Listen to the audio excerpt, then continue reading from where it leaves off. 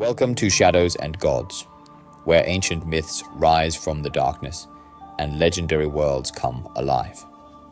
Today we dive into a tale of fury, power, and devastation as we uncover the true nature of Poseidon. Not just the ruler of the seas, but the god whose wrath could shake the very bones of the earth itself. When you think of Poseidon, you probably picture the ruler of the seas, a majestic king with a trident, gliding through his watery domain. But the ancient Greeks, the very people who told his stories, knew a much more terrifying side to him. They knew him not just as the god of the sea, but as Minotaur, the earth shaker. They knew him as a god whose violent, explosive temper could literally swallow entire cities with earthquakes and floods. This isn't just the story of the god of the ocean. This is the story of the god who held the power to shatter the very foundations of the world. This is the story of arguably the most destructive god in the entire Greek pantheon.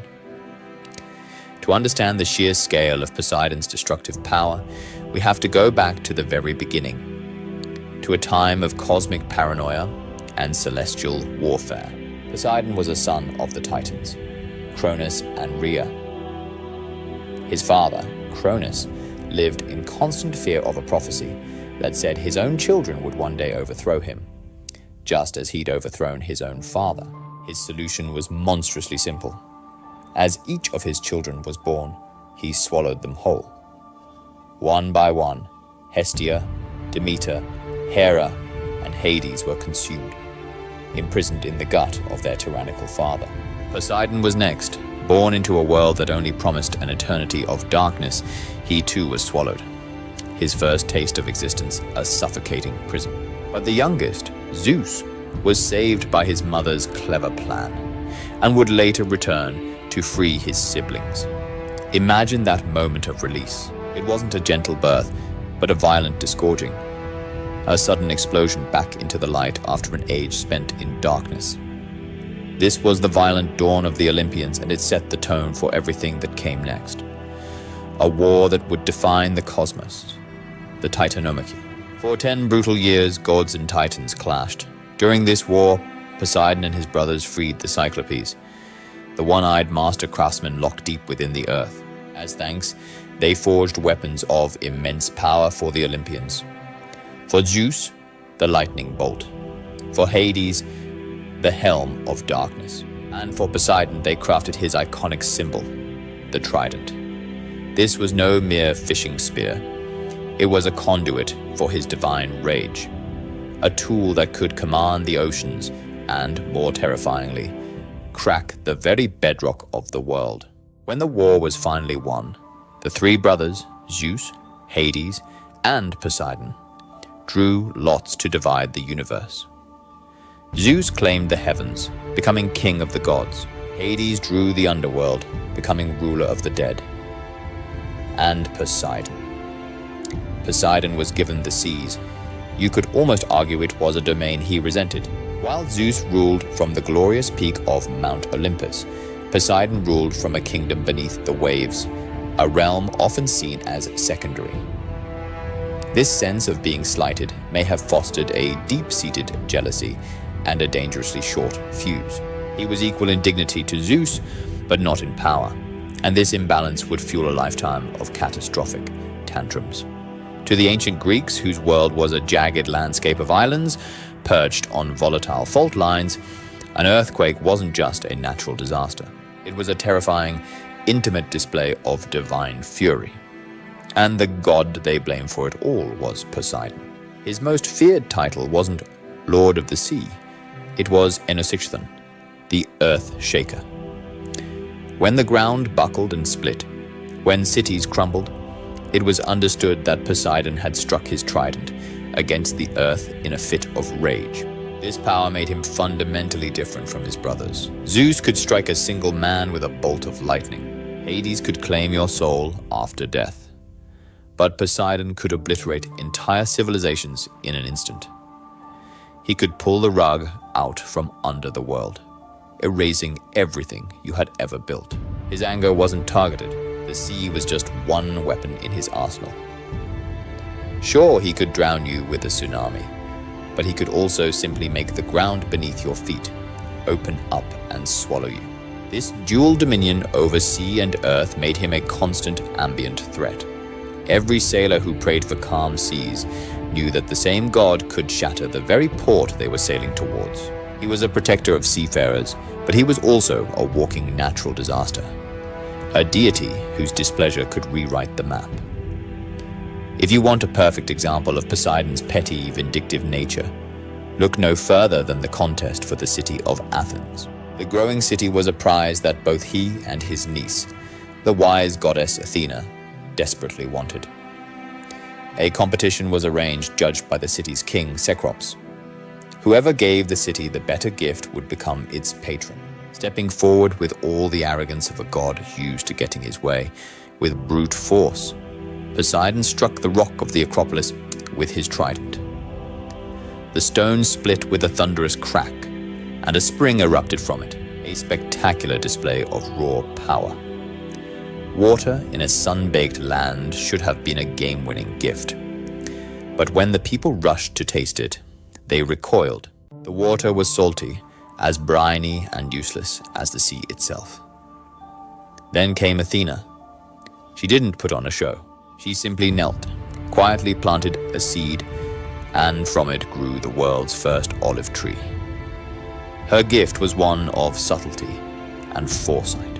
It offered food, oil for light and cooking, and wood for building. It was a gift of peace and prosperity. The choice was obvious.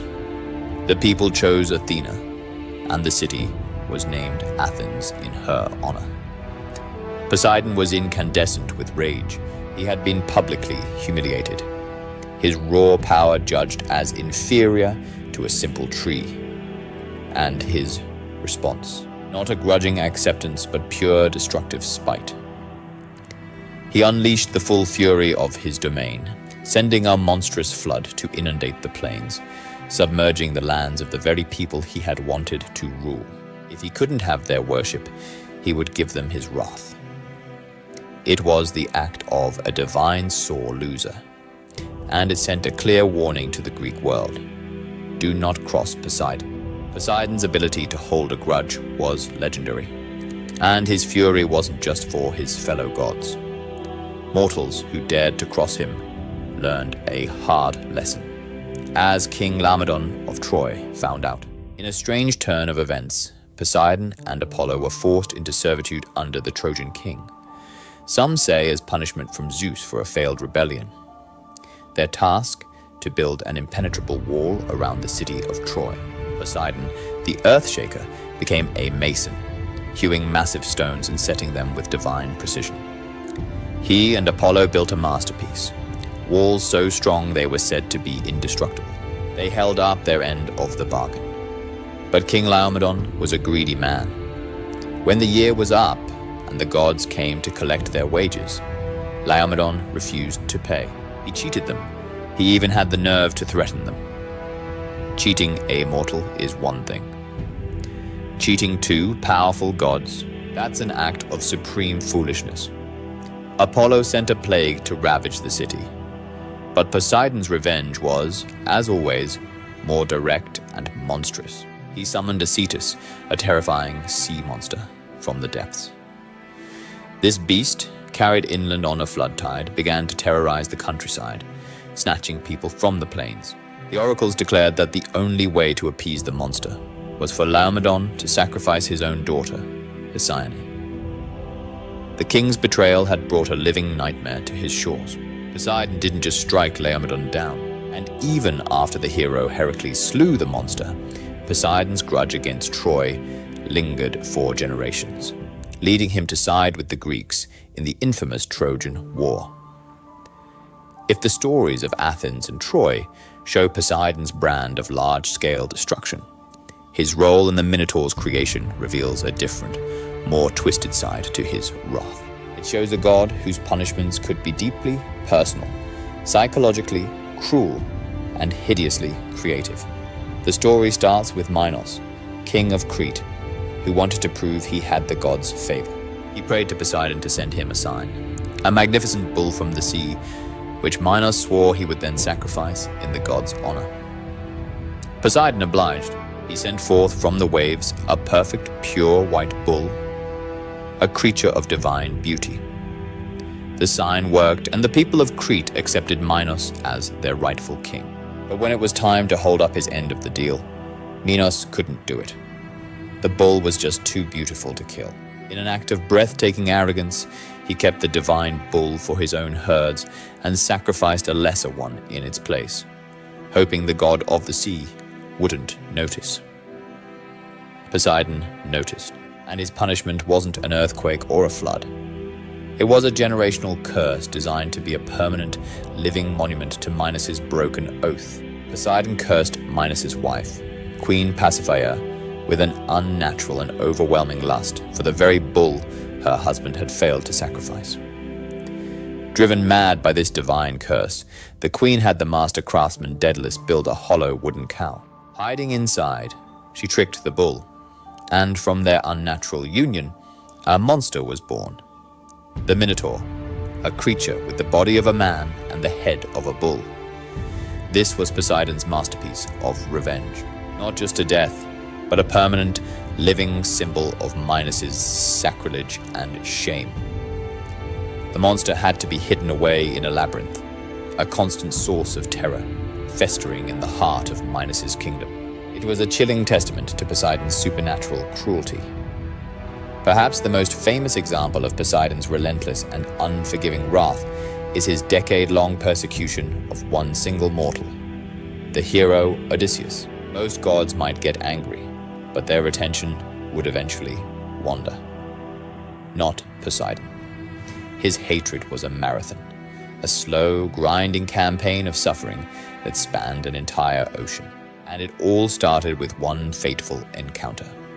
After the Trojan War, Odysseus and his crew landed on the island of the Cyclopes and found themselves trapped in the cave of Polyphemus, a one-eyed giant and a son of Poseidon. The Cyclops began to devour Odysseus's men one by one.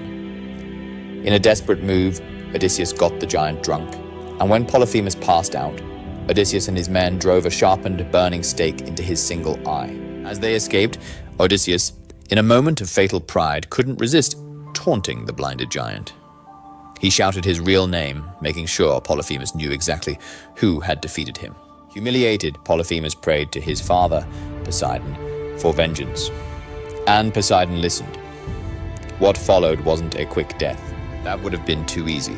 Poseidon's punishment was to deny Odysseus the one thing he wanted most: to go home. For 10 years, Poseidon became Odysseus's personal tormentor. He was the storm on a clear day, the wind that blew his ships thousands of miles off course, the wave that shattered his raft. He systematically stripped Odysseus of his ships, his treasures, and every last one of his men.